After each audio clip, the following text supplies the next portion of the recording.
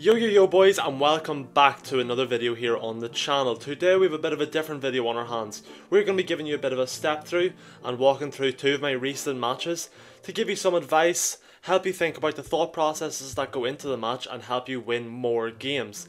This video I hope will help you kind of push up to that next league and maybe even reach your goal of Ultimate Champion this season if that's what you want, or if you're in League 4, Masters 2, whatever it is and you want to get to Masters 1. Hopefully this video will help you get that step further that you want to get. So yeah boys, without further ado, let's hop right into it. Okay boys, and we're going to get into our first game here. Now these are just my last two replays played, and yeah. So whenever we're starting our match, the first thing we want to do is kind of feel out what our opponent's deck is, what they have, what plays they're going to make, and how are we going to defend them plays. So this guy goes in for quite an aggressive play. He goes for his Royal Recruits in the back. That's 7 elixir. So it's a big kind of investment from him right off the bat. So you can probably tell we're going to be coming up against an aggressive player here. Now, whenever I'm going to pause for 1 second, whenever I'm playing a game of Clash Royale, I like to break it down into 4 different departments, okay? So the first you should be thinking, what is your opponent's deck and how are they going to play it?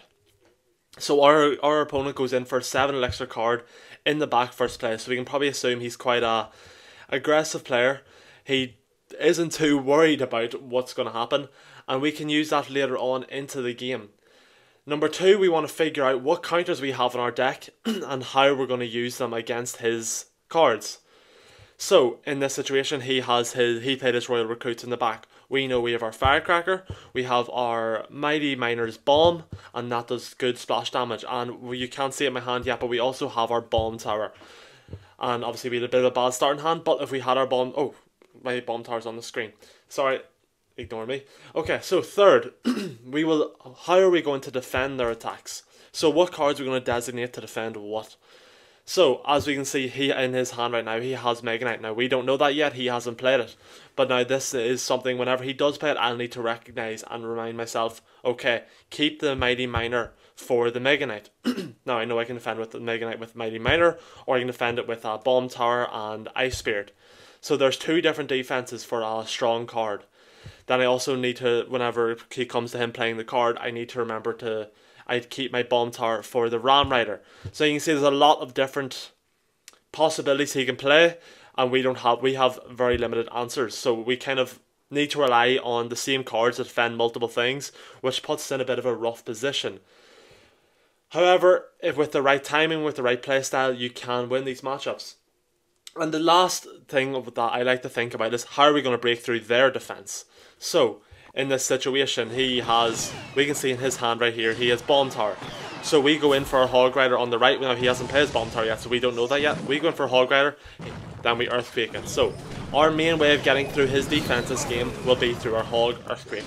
Now we can use we do have the Evolved Firecracker. We can use our Firecracker to kind of push through, get that damage coming.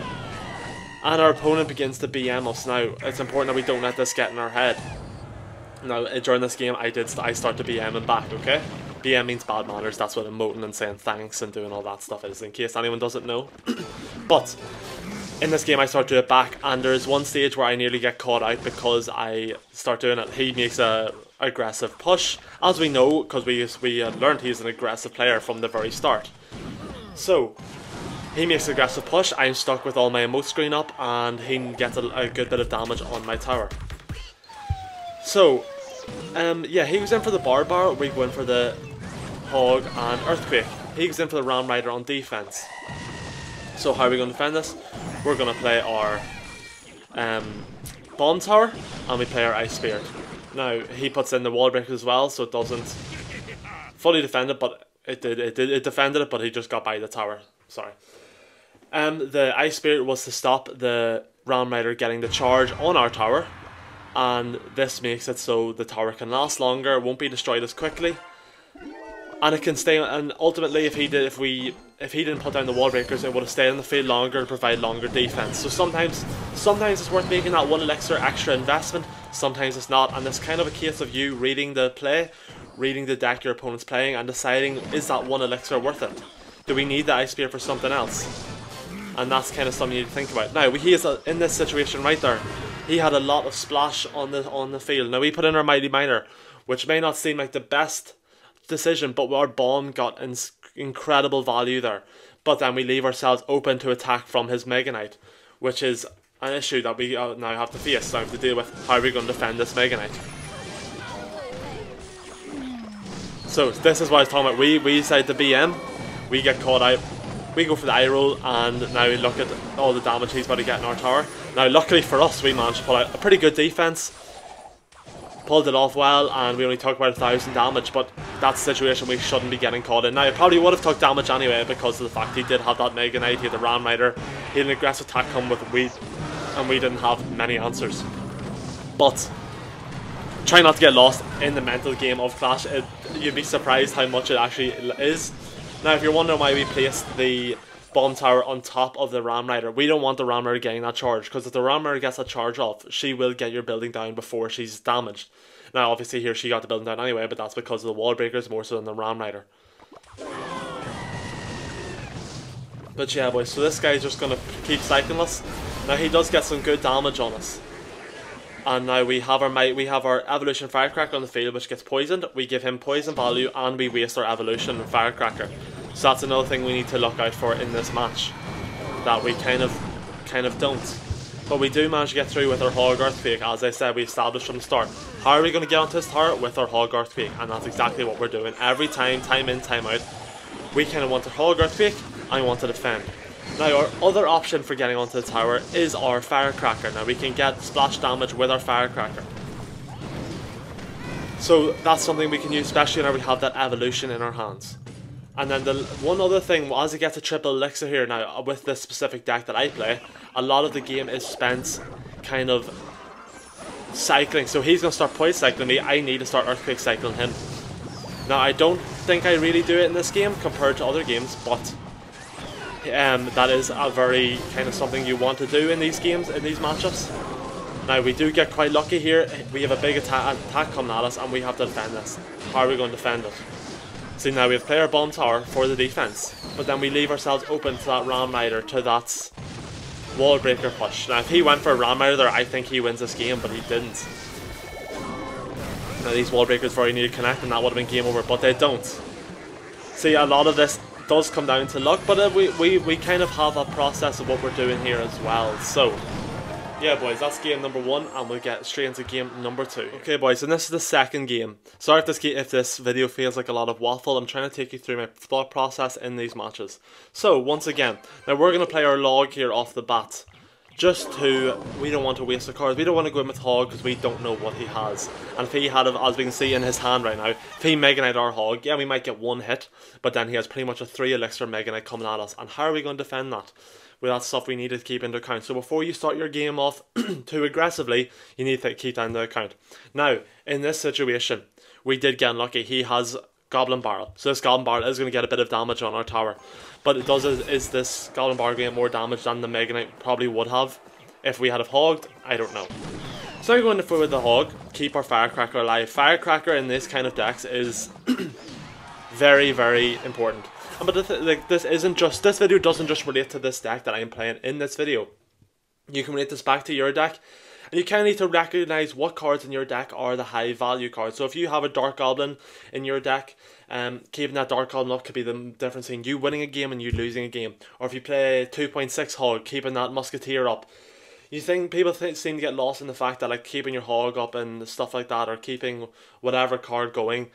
A lot of time it's stuff like your Firecracker, your Dark Goblin, your Musketeers, your Archers, stuff like that can really change a game.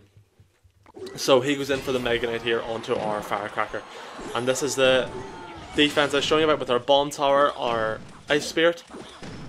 And this should for the most part take this tower down. Now this fella, we obviously don't know it yet, is playing a very, very aggressive, unusual deck. So we will learn later that we're going to have to be very careful. We play our Mighty Miner on defense here, assuming that he only has Mega Knights out of hand. Little do we know he has P.E.K.K.A, Bowler, Giant Skeleton all waiting to come at us, so that kind of throws a bit of a spanner in the works later on. Now this isn't a common deck to come up against, but it is a deck you can come up against, and if you're someone who's maybe a little bit lower, maybe they're like League 3, League 4, down in the Challenger Division, this may be a deck that you see relatively often, I don't know. But yeah boys, so Pretty good defense from us there. We managed to stop that P.E.K.K.A from breaking through.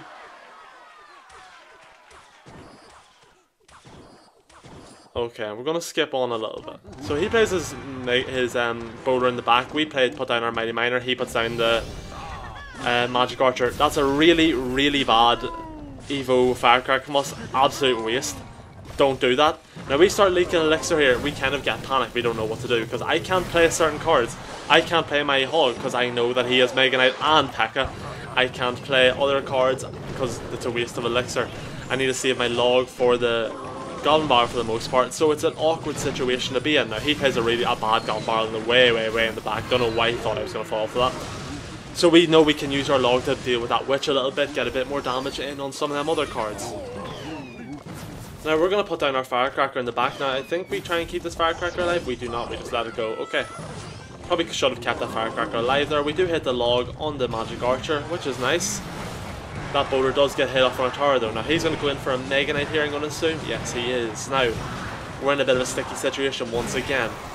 The thing about decks like this is, we can't really go in with a game plan here. We can't just decide. A lot of normal decks, we can decide, okay, we need our Mighty Miner to defend the P.E.K.K.A. No, not the P.E.K.K.A. Don't defend Mighty Miner. Don't defend P.E.K.K.A. with Mighty Miner. To defend the Giant Skeleton, to defend the Mega Knight, to defend the Royal Giant, to defend the Giant. We need our Mighty Miner for these situations. But in a deck like this, where there's 3 cards, his Mega Knight, his Giant Skeleton, and his Bowler, which we all need Mighty Miner for the most part. So we can't go in with much of a game plan. This is just kind of hoping and praying that we outplay our opponent to a certain stage. But there is still a lot of skill in these defenses. So we do get the log off on the tower, or on the Goblin Bar. And we should defend this with pretty easily. Nice. Good defense from us, and we go in for a Hog Rider. This is a very even matchup. We do have a minute left in the game, but we get a really good Evo Firecracker in here. And that pretty much seals the game. Now at this point, we need to determine, is it worthwhile to go in for Hogs, or should we just try and cycle with our Earthquakes? Now, this is a tough decision to make sometimes. Sometimes you think your brain's kind of hardwired to think, let's go in with a win condition. But sometimes it is better just go for that safety spell cycle. If I put down 2 Earthquakes here, what's he going to do? Do you know what I mean? So it's kind of trying to figure that differentiation, and yeah, our Firecracker's going to hit off, and that's game, boys. So yeah, boys, this is the deck we used in this video if you're interested. But winning games in this game comes down to being patient, figuring out what you're going to do, how you're going to attack, and how you're going to defend. And if you apply those principles to each game, this Clash Royale becomes a lot easier, and you'll find yourself climbing a lot easier. Now, this doesn't always work. Sometimes you just have cycles that go in for E-Board Rage of first play, and you get caught with your pants down. But for the most part, this is a good strategy to go in with. We don't want to be too aggressive. Clash Royale is a game about patience, defense, and counter-attacks. So yeah, boys, if you did find today's video helpful, please do be sure to hit that like button, hit that subscribe button as well, leave a comment below, and yeah, boys, peace out, and I'll see you in the next one.